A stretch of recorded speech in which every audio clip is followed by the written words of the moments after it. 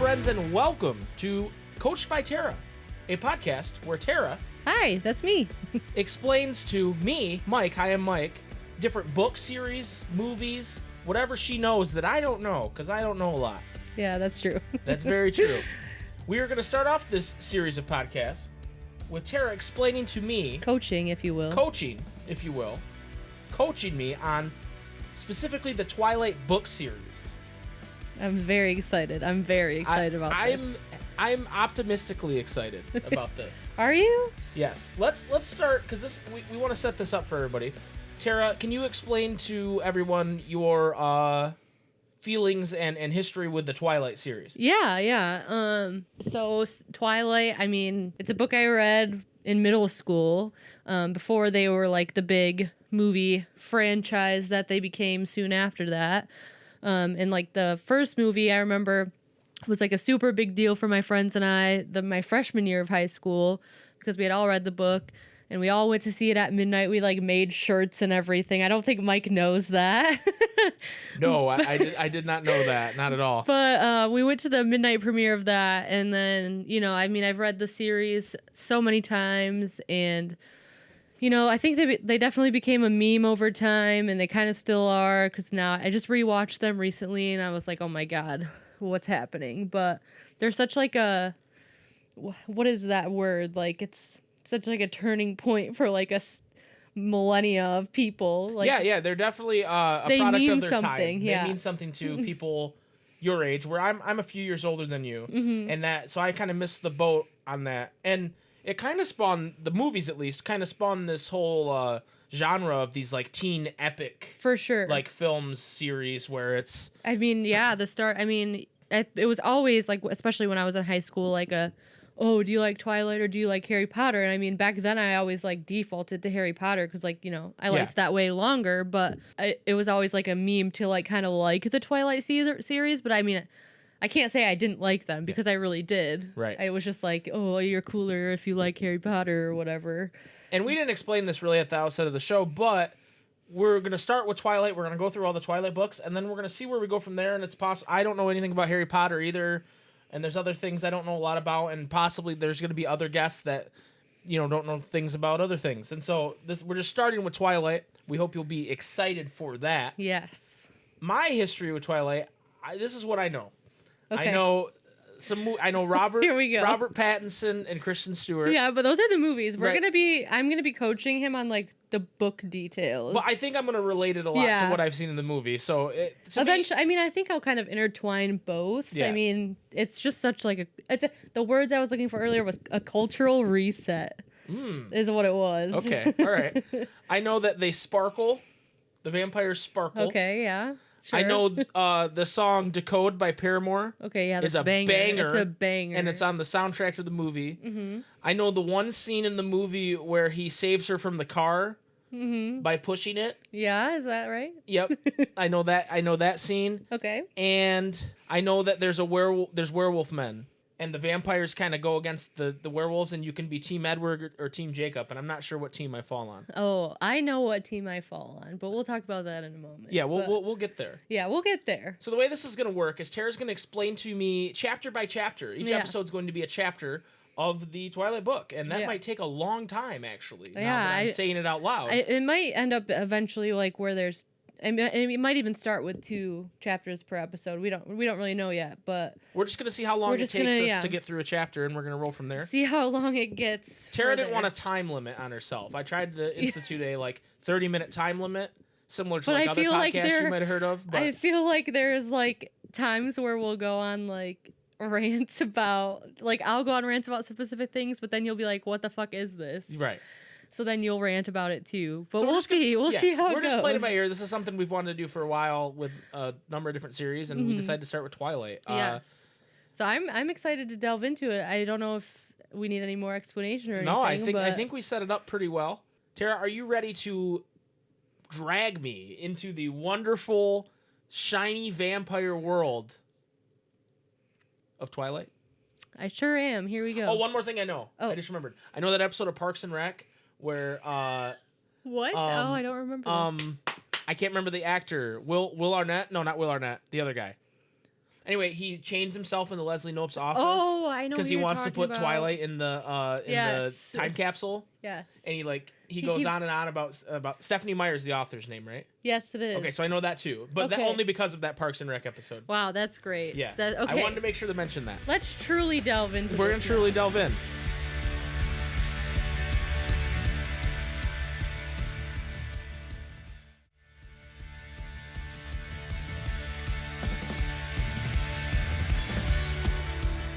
It's gonna bother me. Okay. Anyways. Will Forte. Okay. Will Forte. Will Forte. Yeah. It's Will Forte. I was like, everybody. damn it. Okay. So what we're gonna start off with first is actually it's before the preface, which is weird.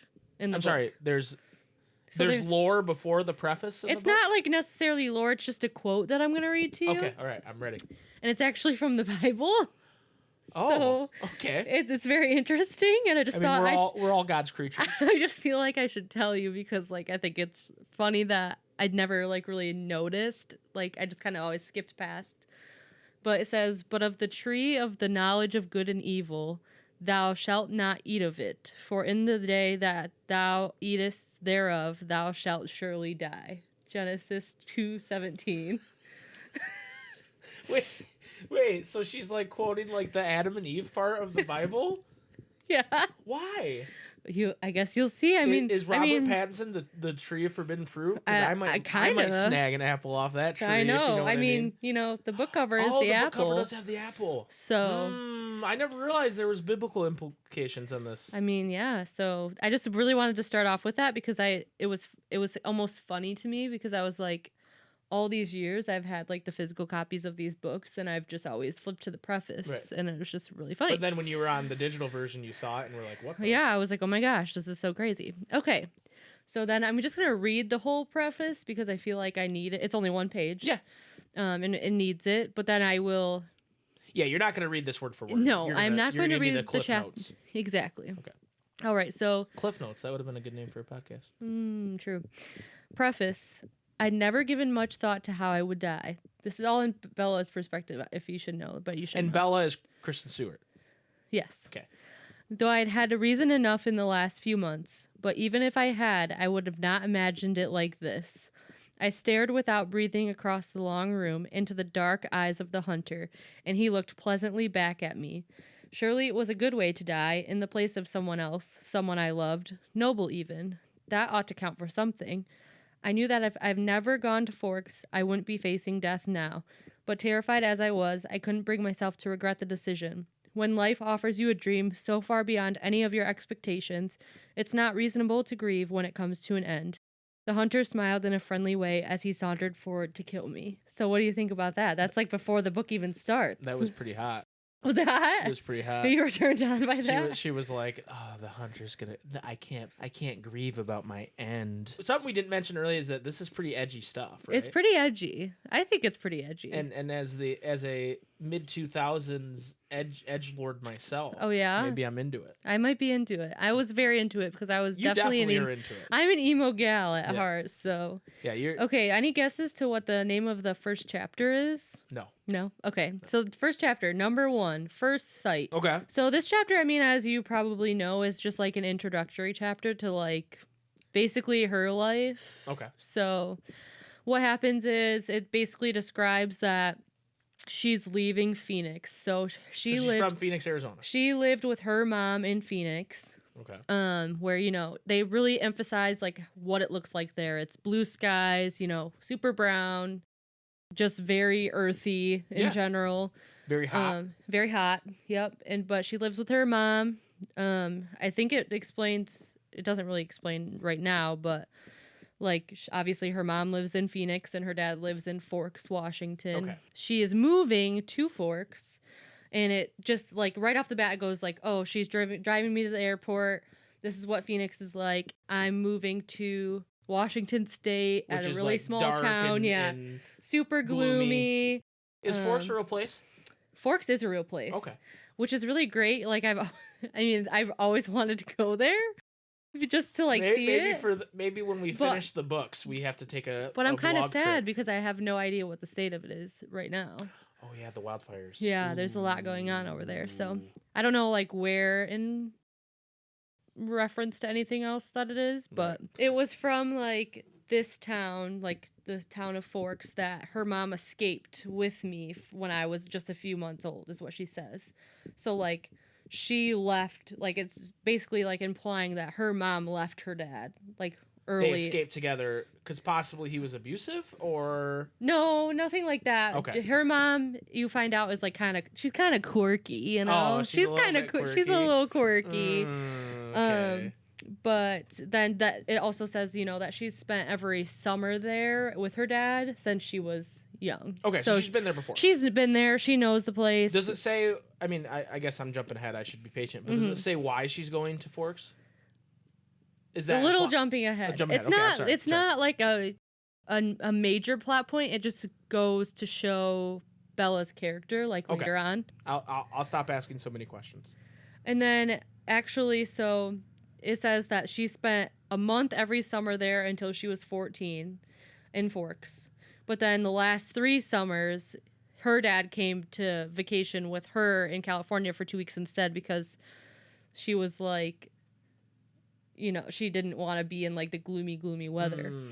Okay. So then I guess it does kind of go into it almost right away. It says like in quotes, like to quote the book, it was to Forks that I now exiled myself, an action that I took with great horror. I detested Forks. I loved Phoenix. I loved the sun and the blistering heat. I loved the vigorous, sprawling city. So then the rest of this, like, first part of this chapter is like her mom being like, are you sure you want to do this? And she's like explaining to her mom, like, yeah, I really do. But what you kind of like learn later, which it's not like a huge plot point, I guess, but is that she's living with her mom because her mom's found like a new husband or like a new, I think they got married already. Okay. And he travels for minor league baseball. So she was constantly staying home with Bella, thinking that like she wanted to. So she's moving because she wants her mom to go travel with him. Yes, and she's being selfless. Yeah, okay. she's trying to be, and that like speaks to her character. Like I was saying, like she's trying to be selfless for her mom, who is just like staying behind for her daughter, even though she really, really wants to be traveling with her husband. Okay. It goes on like about how she's lying about how she wants to go and wants to move there and stuff like that, and then. We meet Charlie for the first time, which is her dad. Charlie's her dad. Charlie is her dad. I don't think it says to her mom's name, but I don't remember it right now for some reason. But does it give us kind of like a description of Charlie? Yes. What does Charlie look like? Well, I can tell you what he looks like in the movie, but it doesn't really tell how he looks. It's a lot of this book, I feel like, which is really funny to me. It's a lot of like emotional type describing, and I think that's kind of like why I liked the book. I was like, oh my gosh, like I relate, you know. So how do you, this is an interesting question, and I'm not going to ask this every time we meet a new character, I promise, but before you read this before the movie, I read the first book, yes, but I read all the books before the movie. Did you picture these characters a certain way and then see the movie and go, what the fuck? Oh, yeah. Or was it like, okay, that's kind of close to what I pictured? I remember like when I first saw like the trailers come out for the first book, they definitely didn't choose who I thought Bella would look like. So I remember? Kristen Stewart was not your Bella. No. Hashtag not my Bella. Hashtag not my Bella. Do I remember exactly what I was thinking? No. Oh, yeah, that was a long time ago, yeah. Because now I picture it and it's her. But, right. The movies have and that's what, and that's what happened. Imagination on that, for sure. But and like they definitely chose someone that it was like a lot. I mean, they describe her as really plain. Like we'll get into that. And I guess to me, Kristen Stewart is kind of that.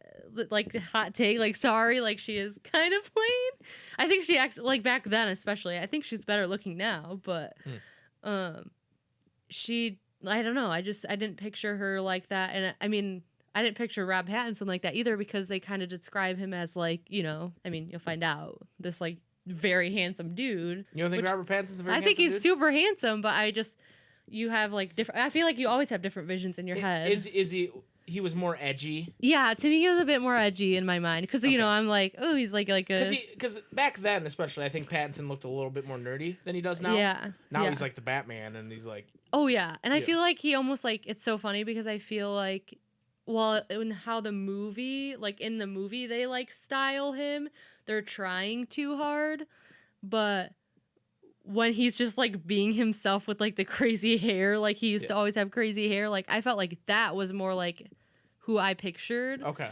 Even though they describe him as like super put together and stuff, I just always pictured like, I don't know, a guy that would like be my interest. Because spoilers, he's a vampire, right? Is he? Oh, I think so.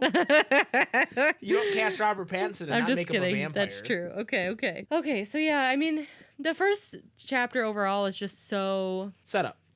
Yes. So it describes like meeting Charlie in the airport and how would you describe Charlie? I guess he's just like a super quiet man. He's also the sheriff of the town. Oh. So he's super honest, like, and very like, I love Charlie. I would die Good for dad? him. Yeah, I'm just kidding. You would die for Charlie? I'm just kidding. Maybe. Unless. No, I'm just kidding. Okay, all right. No, he's just so, he's awkward. He's like super awkward, but he's just been alone, I feel like, for so much of his life that, you know, I mean, he's still doing like really great work for the town, being the town sheriff in this small town, but like. To be a good sheriff of a small town, I think you have to be alone. I think that's an archetype that exists. I think so too. It's true. It's so true. But it describes how he's like, he gives off like that he's really pleased that she's like coming to live with him, even though he's been like alone this whole time. Right.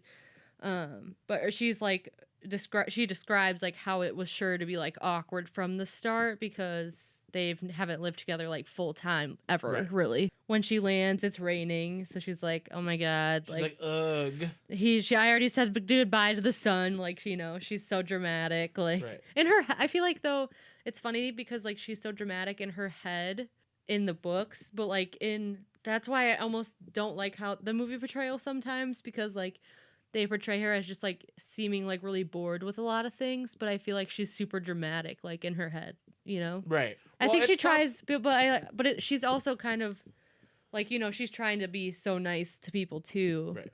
I think it's tough, like when a book does a lot of that description, like in a character's head, it's tough to convey that in movies. It's true. And then they picked someone who who is generally like not very emotive. She's not emotive, and when she is, like you're describing this character as someone who's like overly nice to people. That's not how I picture Kristen Stewart. I know. She's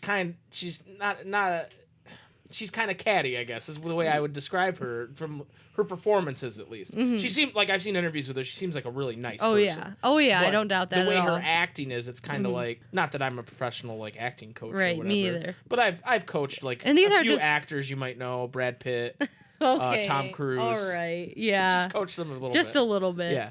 No, and I mean, these are all my interpretations too, like, you know, from the first time reading them through and stuff. I mean, obviously, this is the millionth time I've read through them, but... So anyways, he picked her up in his police cruiser, blah, blah, blah. Oh, it's Renee. Her mom's name is Renee. How could I forget that? I don't Wait, know. that's really bad, and you'll find out, like, way later in the series why that's really bad that I forget I can't wait to call you out on it. But, like, that is so stupid that I forgot for a moment. I hope everyone just totally roasts me in the comments for forgetting that. Everybody roast Tara right now. You know, they're just kind of like talking and it's awkward at first, but then he tells her that he got her a car for her, like, wow, for coming in. I mean, it's a truck. Hell yeah, brother. And he describes how he got it from Billy Black down at La Push Reservation. I'm sorry, Billy Black? Billy Black. Who's Billy Black? Billy Black is Charlie's best friend. Oh. And do they always call him Billy Black? They don't just call him Billy? They call him Billy. Okay. Yeah. They introduce him as Billy Black. Okay. And then he's like, do you remember Billy Black down at La Push Reservation? And she like explains that it's like a reservation that's down the coast from them. And she's like, oh no, I don't remember him. And he's like, oh, he used to go fishing with us during the summer. She's like, oh, I did a good job of blocking out painful memories for myself because she's like not outdoorsy. She's not like athletic or anything. Yeah. That's rude. And Charlie goes on to explain like, well, by the way, he's in a wheelchair now, but and he can't drive anymore. So he offered to sell me his truck for cheap. Kind of buried the lead there, didn't he? And he like awkwardly describes how it's like a really old truck. It was like made in like the 60s or the late 50s or something. And then he said that he got it cheap or whatever. and that she doesn't have to pay anything for it. So she's like, oh, that's really nice that score. it's really nice that my dad did this for me, but like it's still like an awkward interaction type thing. But he's like awkward, and he's like, oh yeah, you're welcome. Like, yeah, like a guy does. Right. I don't know. I'm just thinking of like, you're welcome. yeah. I mean, it's not a big deal. It's just a truck, Yeah. So it's funny though, because I mean, I don't know if I should be explaining to you like movie comparison during this. If you feel like that it is interesting, then yes. You don't have to do that. It's just little, but like it's funny because like that happened all right away in the book, and in the movie it does happen quite right away, but it's also like it like they bring the whatever. It's well, fine. in a movie they have to kind of show you as opposed to explain to you, so it takes longer. Mm-hmm. Yeah. Mm-hmm. So then she talks about how like it's too green there. Like it's always like about how Forks is super green and Phoenix is super brown. Like, so she likes the blue sky, but she hates the green. No, it's green and it's gray in Seattle or in Forks, and then. But I'm saying she likes the blue sky of Arizona, but she hates the green. She's like, it's too green. It's an alien planet, is what she says. Mm. Anyway, so they make it to Charlie's. They basically describe how it's the same house that Charlie and her mom bought together, Renee, and that it's all still like the same house, like nothing has really changed. But then she sees the truck and she like loves the truck. Like at first she was really skeptical, but she's like, oh my god, it's so like, I don't know, it's so cute. quirky. Yeah, it's quirky. And she's like, oh wow, I love it. Like, and he's like embarrassed again. He's like, oh yeah, you're welcome. Like, right. Type of thing. It's not a big deal. She talks about how she has to go to the high school for the first time the next day. And really? The day after she arrived, she has to go to school? They did not plan this very well. They did not plan it well at all. And then Forks High School has only 357 students. Well, 58 now with her. Whereas back at her old home, there was over 700 in her class. So she's getting used to like small town, It's all setting up for like the small town, you know? Different town, different weather, different everything.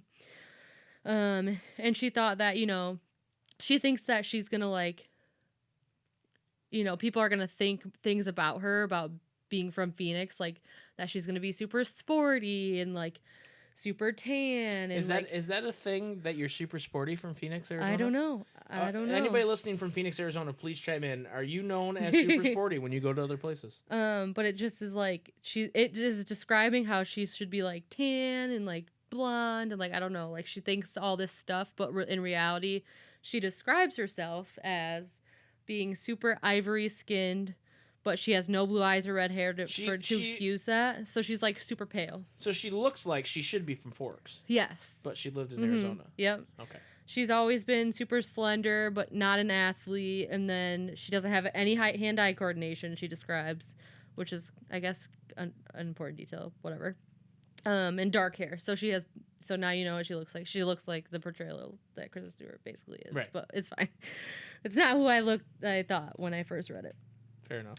And then she goes on to basically describe that she's just quirky.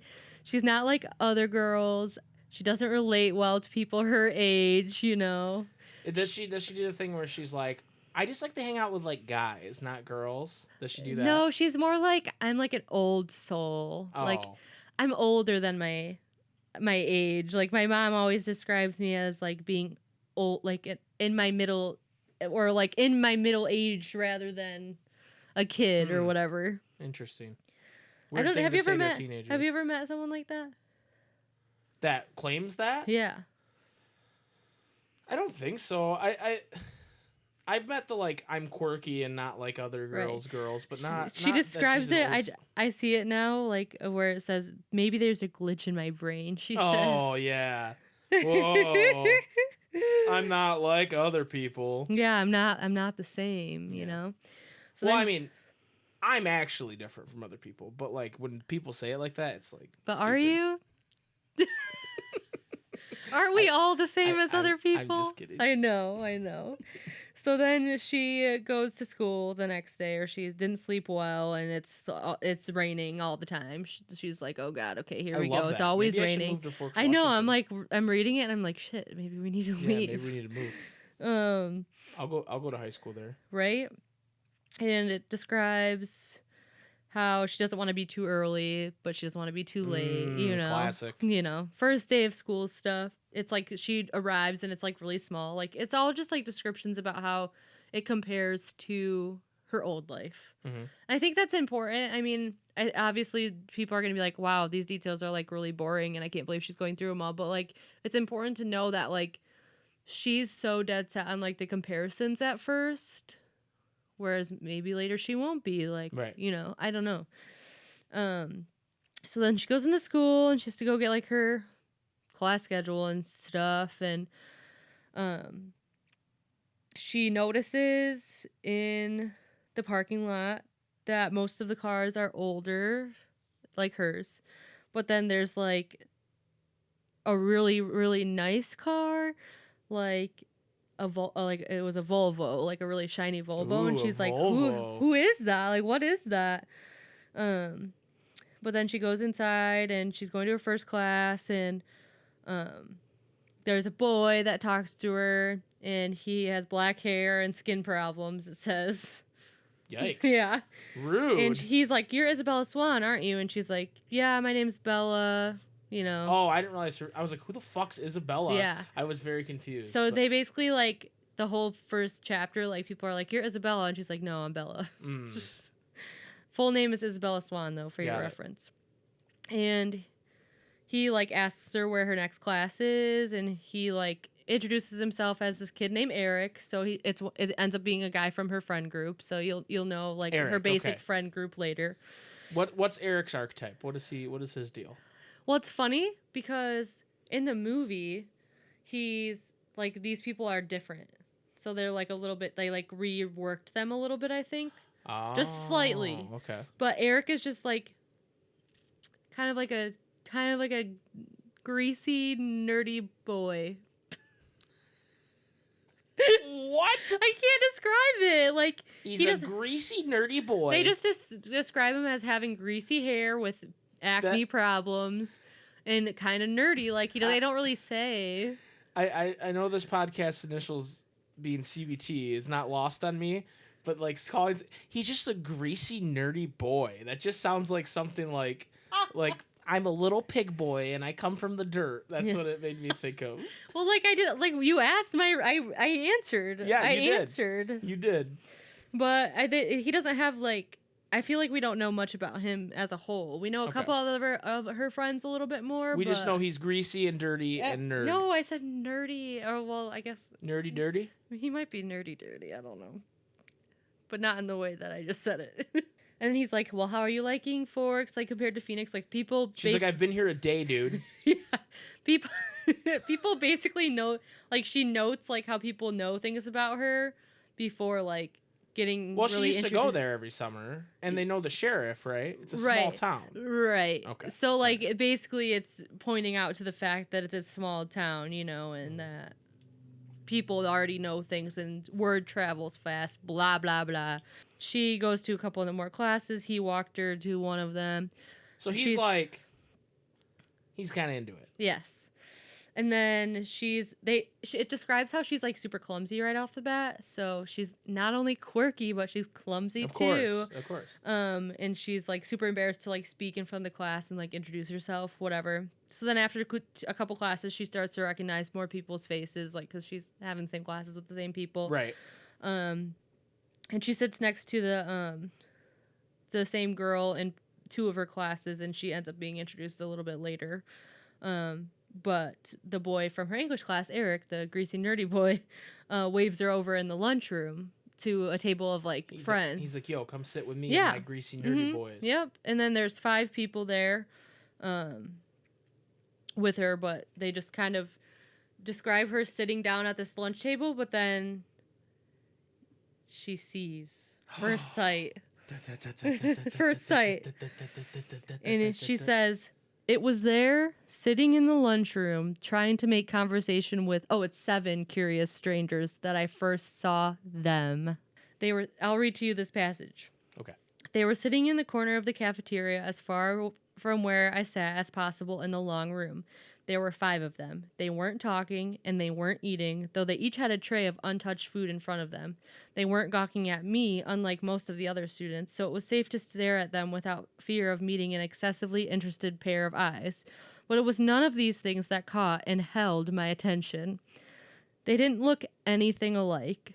Of the 3 boys, so then it describes these people at this table, these 5 people. So the first one is super muscular, like a serious weightlifter, but with dark curly hair. Another one is taller, leaner, but still muscular with honey blonde hair. Okay. And the last was lanky, a lot less bulky, with untidy bronze-colored hair. He was more boyish than the others, who looked like they could be in college or even teachers here rather than students. And then they describe the girls. The first girl is super tall and statuesque. She has a beautiful figure, the kind you saw on this cover of the Sports Illustrated swimsuit issue. Ooh, yeah. Oh, baby. The kind that made every girl around her take a hit on her self-esteem just by being in the same room. Oh, wow. Yeah. So she's basically describing this girl at this table as like the immaculate beauty that all girls want to be, obviously. Her hair is golden, gently waving to the middle of her back, whereas the other girl is a lot shorter, with pixie-like hair, thin in the extreme, with small features. So she's like, the first girl is like, a model. A model, and then the next girl is like shorter, thinner, She's a little more quirky. She's a little more quirky. She's saying pixie-like as in like, kind of like floaty, I guess. Like someone moves a little bit more floaty. And that she has dark, deep, black, chopped, short hair pointing in every direction is what it says. Wow. Yes. So like an anime character. Not just pixie hair. She was describing her as pixie-like. So she's like an anime character. I would say so. Yeah. Yeah. Do you think she reads anime? Or manga? No. No. Okay. Does she watch anime though? No. No. Does she draw anime? Maybe. Okay. I'm getting closer. Okay. All right. And she says, so she describes all these people. And, like how I described them, they're all very different. Mm-hmm. But she says, and yet they were all exactly alike. Every one of them was chalky pale, the palest of all the students living in this sunless town. Paler than me, the albino. She describes herself as an albino. She's not really an albino. No. Right? Okay. They all had very dark eyes despite the range in hair tones. They also had dark shadows under those eyes, purplish bruise-like shadows, as if they were all suffering from a sleepless night or almost done recovering from a broken nose, though their noses and all of their features were straight, perfect, and angular. But this is not why I couldn't look away. I stared because their faces, so different, so similar, were all devastatingly, inhumanely beautiful. They were faces you never expected to see except perhaps on the airbrushed pages of a fashion magazine, or painted by an old master as the face of an angel. It was hard to decide who was the most beautiful, but maybe it was the perfect blonde girl or the bronze-haired boy. She described, she's Our good like, boy Robbie. She's awestruck because, she's in this lunchroom of regular people, and then she's looking over at a table and she's like, what the fuck? All these people are like fucking crazy beautiful. Right. Like, I feel like any person would be like, who are these people? Like, what is going on over there? But everyone else has just seemed to be, accepting of them. Yeah. And so then it describes how they're all looking away from each other, away from the other students, away from anything in particular. They are basically like doing things to like pass the time. She's like, I don't know. They're like, I have unopened food. Like, they haven't done anything. They're just sitting there. And so Bella goes, who are they? She asked like a girl at the table that she doesn't remember her name. And she looked up to like see who she meant, but she like didn't even have to say, They knew who she was asking about. But when she did that, it says, as she looked up to see who I meant, though already knowing probably from my tone, Suddenly, he looked at her, the thinner one, the boyish one, the youngest, perhaps. He looked at my neighbor for just a fraction of a second, and then his dark eyes flickered to mine. He looked away quickly, more quickly than I could, though in a flush of embarrassment I dropped my eyes at once. In that brief flash of a glance, his face held nothing of interest. It was as if she had called his name, and he looked up in an involuntary response, already having decided not to answer. So he, like... he heard her. But they were completely across the room. I know, but he heard her. You don't know that yet. I do. He's a vampire. I know that. And then so the girl is like giggly, and she's like, "Oh, that's Edward and Emmett Cullen, and Rosalie and Jasper Hale. The one who left, which was the one that was pixie-like, was Alice Cullen, and they all lived together with Dr. Cullen and his wife. So you find out that Dr. Cullen and his wife are like their parents, and she calls him Dr. Cullen because he's like the doctor in this small town. Mm. She's like, oh, thinking to herself, like, oh, those are really strange and unpopular names, like, pretty crazy. And she figures out that the person that she's talking to, her name is Jessica. So she becomes a person that she talks to a lot in these books. Mm-hmm. She basically is like, they're very nice looking, is what she says. And Jessica goes, yeah, they're all together though. So Emmett and Rosalie and Jasper and Alice are a couple. And that 5 people. But not Edward. And they live together, she says. Like, it's like this crazy thing that they all live together. How did they explain that they all live? Like, that's fucking weird if you're a high school student, right? Right. That's why she's like, ooh, they live together. So it says, her voice held all the shock and condemnation of the small town. But if I was being honest, I had to admit that even in Phoenix, that would cause gossip. Yeah, that's and weird. so then Bella was like, which ones are the Cullens? They don't look related. And she says, oh, they're not. Dr. Cullen is really young. He's in his 20s or early 30s. They're all adopted. The Hales are brother and sister, twins. And the blondes, they're the blonde ones. So, like, Rosalie and Jasper are twins. Mm-hmm. And then, they're all foster children. Okay. And she says, well, they look a little old to be foster children.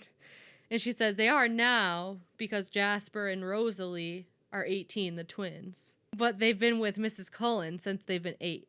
She's their aunt or something like that, is what she says. And she's like, and Bella's like, oh, I guess that's nice for them to take care of all those kids like that when they're so young. Like, because they describe Dr. Cullen and... How does Jessica know all this? Because who wouldn't be asking the stories of these beautiful people? And they answered? Yeah. Edward Cullen was just like, yeah. I mean, adopted. I don't know the backstory of, like, how they answered, but... And then Jessica's like, well, I guess it's nice, you know? And she, like... So then Bella gets the impression that she didn't like them for some reason. And she's like, I think that Mrs. Cullen can't have any kids, though, blah, blah, blah. And Bella's like, well, have they always lived here? And she said, no, like, it should be obvious.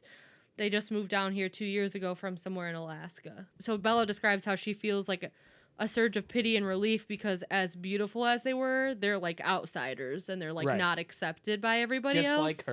Just like her, you know, she's the new girl, you know. She's so quirky. She's so quirky.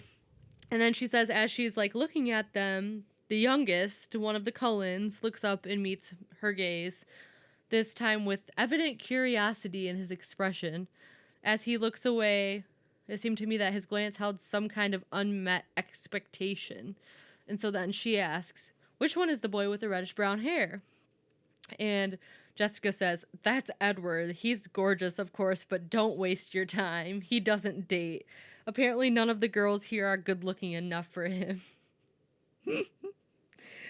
And Bella goes, I wonder when he turned her down. Yikes. So, yeah. Yikes, Jessica. So then after a few more minutes, the rest of them leave the table together, and she continues to sit with Jessica and her, like, all the other friends. And then she also has another friend, Angela. So it's basically her, like, girlfriend group is herself, Angela, and Jessica. Okay. So Jessica's, is described as, and especially is portrayed as in the movie, it's Anna Kendrick. I love Anna Kendrick. Yeah, but she's like really annoying. She's like, she's supposed to be really annoying, I'm saying. Oh. But like, so I'm saying I like Anna Kendrick, but she's supposed to be as a character really annoying. Oh. Meaning like she's kind of like pretty into herself and she's just like a typical like girl in high school, like where she may be like a little more like, well, don't even like she was like, don't even bother with him because like, you know, I didn't get him, so nobody will type of thing, you know. Yikers. Like Angela, she respects more, I feel like, which we see Angela a little bit more later too, but she's like more quiet and just nice. Really nice. They go to biology, which is their next hour, and when they go into the classroom, Angela goes to take a seat, but she already has a neighbor. And then she finds out that all of the tables are filled except for the one that is who's there next to her. Edward. Yeah, it's the only one that's not taken is a seat next to Edward. So as she walks down the aisle to like go introduce herself to the teacher, like, yeah, she says, just as I passed, he suddenly went rigid in his seat. He stared at me again, meeting me with eyes with the strangest expression on his face. It was hostile, furious. I looked away quickly, shocked, going red in the face again. I stumbled over a book in the walkway and had to catch myself on the edge of the table because she's clumsy. Right. The girl sitting there giggled. I'd noticed that his eyes were black, coal black. Ooh. Ooh. So then I'm so aroused. So then she goes to take her seat, and she goes, "Wait, so let me read it because I feel like these are more. Like this. There's is a important. lot. There's a lot. So like she's like, oh, the teacher has no choice but to send me to this seat, that the only empty one, which is by him. And she says, I didn't look up as I set my book on the table and took my seat, but I saw his posture change from the corner of my eye. He was leaning away from me, sitting on the extreme edge of his chair and averting his face like he smelled something bad. Inconspicuously, I sniffed my hair. It smelled like strawberries, the scent of my favorite shampoo. It seemed an innocent enough odor. I let my hair fall over my right shoulder, making a dark curtain between us, and tried to pay attention to the teacher. Unfortunately, the lecture was something she had already learned, so she's like rigidly like paying attention to like what he's doing because she's like, why the frick is he acting so weird?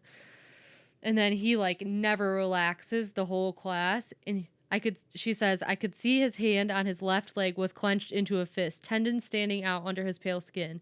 This, too, he never relaxed. He had the long sleeves of his white shirt pushed up to his elbows, and his forearm was surprisingly hard and muscular beneath his light skin.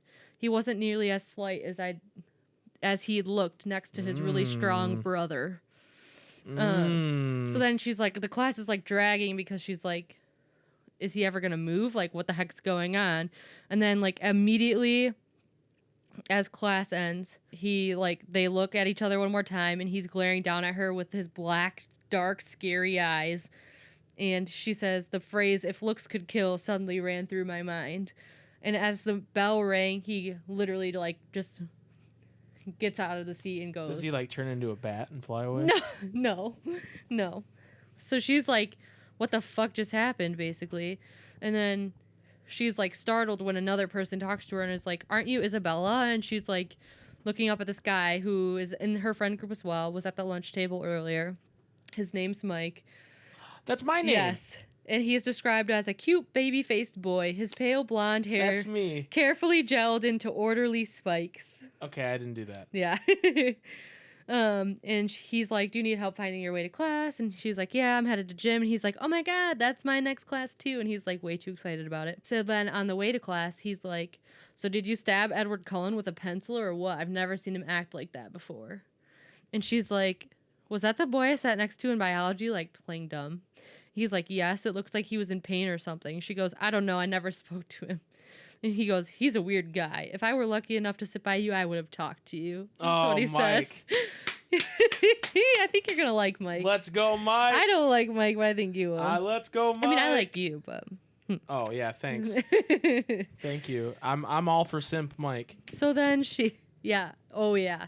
He's Simp Mike. Simp he is Mike, Simp Mike. Simp So Mike, then Simp Mike. She is in PE and she like talks about how much she freaking hates gym, like because she's clumsy, dodgeball? you know. I don't know. Tybo? Sure, I don't know. They play volleyball in the ball? first one, and then she goes to she has to go back into the school office to like return paperwork for the end of her day or whatever, because she had to like have people sign that she went to every class or something for some reason. And she walks into the office and Edward Cullen is standing there. Oh my God. And he didn't hear her go in the door, but he's she overhears him arguing with the teacher or like the office lady to trade 6-hour biology. So she's like, what the fuck? He wants to trade classes in the only class that I'm in with him? Like, that's so weird. Like, she's overhearing that. But then, like, all of a sudden the door opens and the wind gusts in, it says. And then he, like, turns around. And he's like, what the frick? And he's like, never mind. And he leaves. Does he, like, put his arm up, like, and go, blah, like that? No. That's what it seems like. It literally says, but Edward Cullen's back stiffened, and he turned slowly to glare at me. His face was absurdly handsome, with piercing, hate-filled eyes. For an instant, I felt a thrill of genuine fear raising the hair on my arms. The look only lasted a second, but it chilled me more than the freezing wind. He turned back to the receptionist. Never mind, then. I can see that it's impossible. Thank you so much for your help. And it describes him as having a voice like velvet. Law. And he he leaves, and then she like turns in her stuff, and then she sits in her truck and heads back to Charlie's, and that is the end of the first chapter. Oh, there's not like a cliffhanger? No, that's it. I mean, he freaking why was he trying to transfer out of her class? Okay, all right. So what do you think? Like, it first looks and everything of like every character, and yeah, he doesn't want to be around her because he thinks she is pretty. And it makes him horny. And so and so he's like, I can't go to biology class with a fucking vampire boner. Right. I need to get out of this class. Right. That's my first thought. But yeah, then you're like, I'm describing to you like that he looks at her like with hate and like that he's trying to switch out. Yeah, like, why would it's called a fear boner? A hate boner. Is that right? Yeah, that's a thing. No, that's definitely a thing. That's weird. He's like, this girl's so hot. I need to get away from her. So he takes it to the extreme of switching classes. Why do you? Have you ever tried to go through science class with a boner? No. I have. What? No, Not you great. no, It's no, you not haven't. great. I do not want to know I'm that. trying to like fill my beakers and stuff, and then you can't put chemicals in. You can't Bunsen tell me that. burners. You're trying to make me relate to this in the slightest. You can't light your Bunsen burner. What if you accidentally light it with your boner? Like, that's not good. What, you didn't mean to light it, and then it's the chemical I reaction. literally have nothing to say to this because this is all so not true. Okay, I'm exaggerating obviously, but I don't know what else he would be so angry about. Yeah. Unless obviously, that's the cliffhanger of it. Obviously, he could hear her in the lunchroom, but unless you missed something, she didn't really say anything that was like, like that you'd be offended by. If anything, she was like, "Wow, he's beautiful." Right. So there's a lot to happen. Or he wants to suck her blood. We don't know. We'll figure that out. He wants to suck her blood because she looks tasty. But he's like, but in a horny way, like you said. Well, I don't know. This is my other theory. Okay. He wants to taste her blood, but he's like an honorable vampire, like Blade, who doesn't actually drink people's blood. He gets like blood supplements. Who are we talking about? Blade. Wesley Snipes. Oh, okay. Do you know Blade?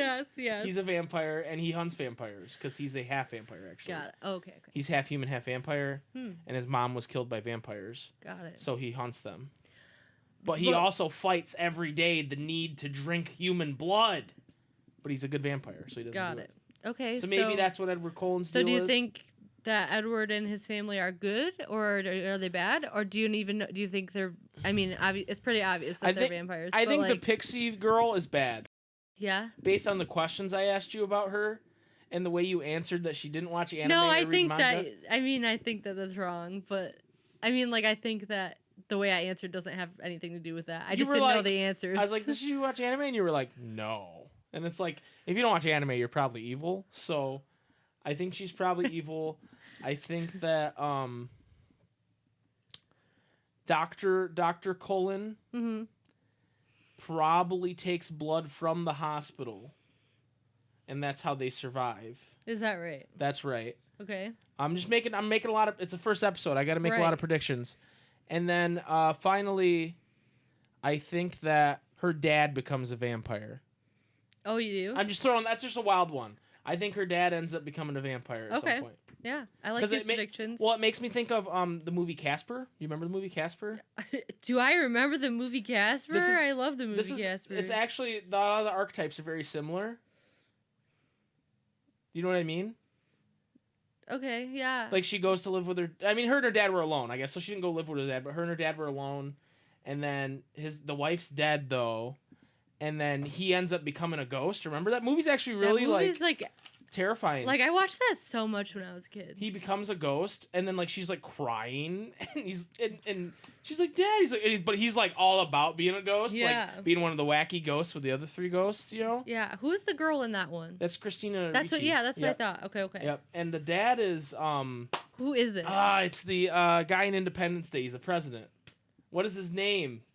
We did this earlier. I can't think of the actors' names off the top of my head.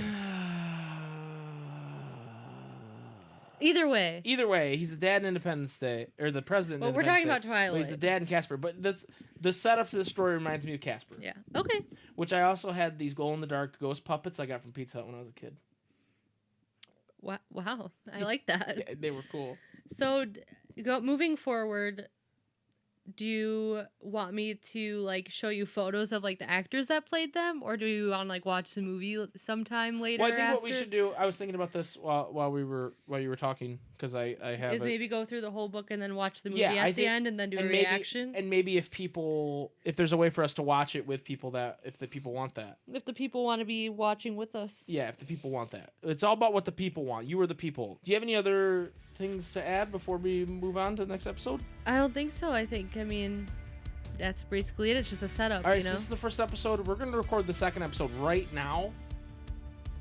But if you guys have any input or any feedback for us, you can hit us up at cvterrapodcast@gmail.com.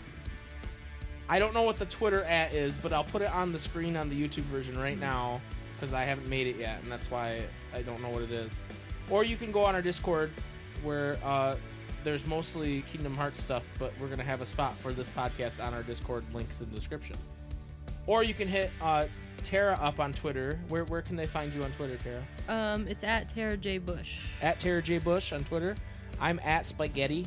Spike_Getty, I think, on Twitter. I think. But we'll have the actual Twitter of the podcast in there, too. And so thank you guys for listening. And yes, thank you. We don't have a fun little catchphrase, but Tara, thank you for coaching me today. You're welcome. Bye. Bye.